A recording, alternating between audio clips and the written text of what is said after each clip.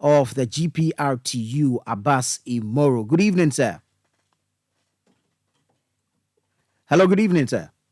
Yeah, good evening. Thank you so much for your time. Kindly help us understand what transpired today in that meeting with the Ministry of Transport. Good evening to listeners or viewers as well. The meeting was a marathon one, of course. The finance minister and the transport minister were there as well. Finally, the finance minister asked of our programs, of which we presented the new eco tax, of which is alongside the sanitation and pollution. We believe that is to pay double taxes on one item. And the time that most of the taxes were raised on our spare parts, and that they want to introduce the new VAT as well, of which they received all in good faith. The transport minister also asked us to justify with documentation on the new items that we are asking of, where it has gotten to, which has brought us this far.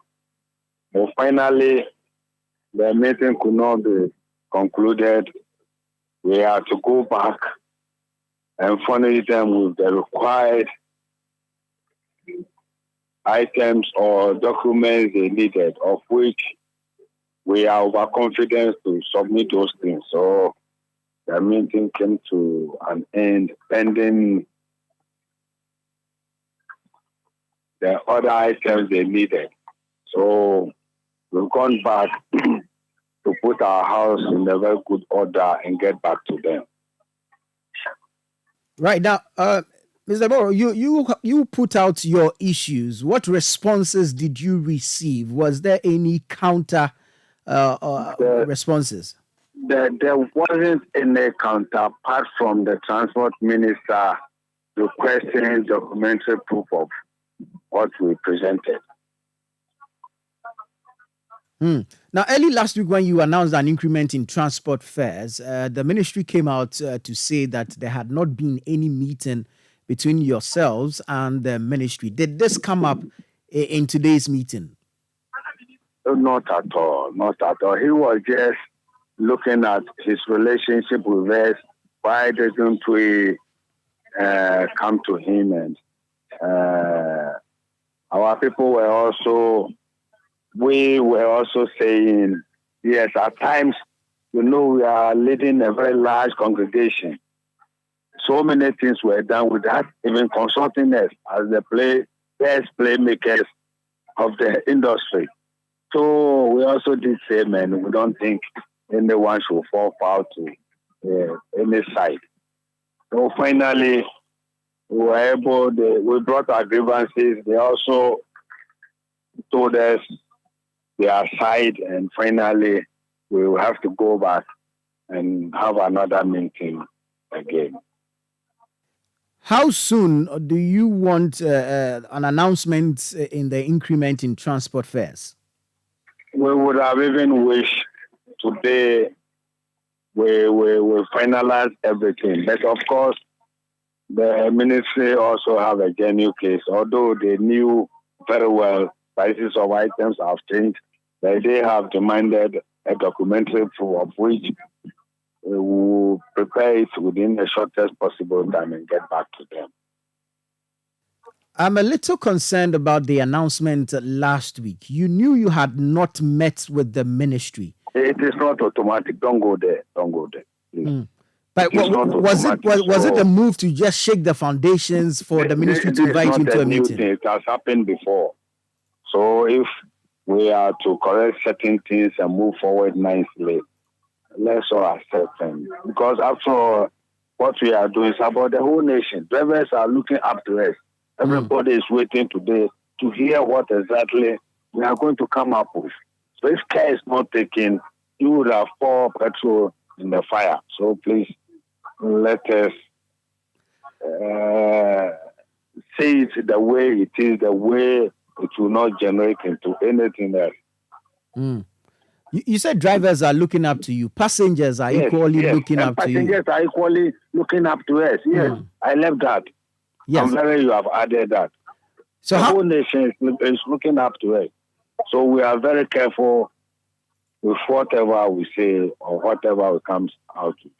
Initially, there was talk about a 60% increment. Then we heard about a 30% increment. What should passengers expect? We could even justify 100% increment. That is what they have asked of. But normally, as we've been saying, whatever upward adjustment we come out with, we'll be sacrificing some. Anytime we make calculations, we bring out the projection, meaning we have sacrificed some of the percentages. That's exactly what we did last time.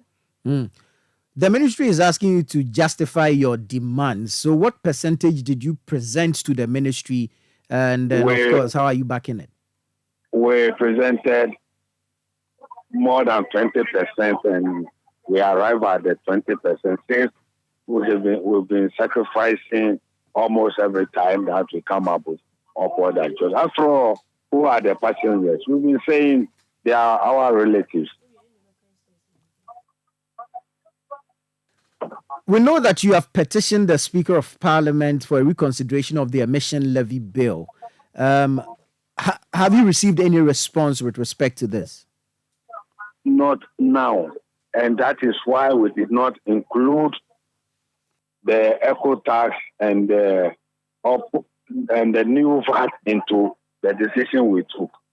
That we took the decision excluding the eco tax and the new VAT.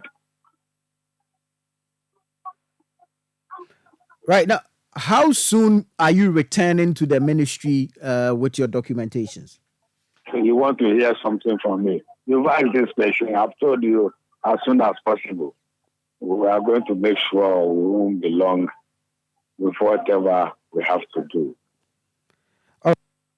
Thank you very much, and we wish you well. Use your media. We'll still use your media or your platform to tell our people where we're talking to. We are pleading they should still maintain what we are taking for now till we come out very clearly so that nobody will think drivers are taking advantage of anybody, not as if this is our business. Now we are trying to defend.